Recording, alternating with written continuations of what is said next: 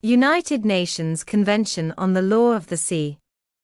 Article 252, Implied consent. States or competent international organizations may proceed with a marine scientific research project 6 months after the date upon which the information required pursuant to Article 248 was provided to the coastal state unless within 4 months of the receipt of the communication containing such information the coastal state has informed the state or organization conducting the research that a.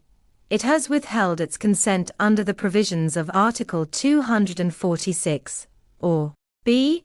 The information given by that state or competent international organization regarding the nature or objectives of the project does not conform to the manifestly evident facts, or c.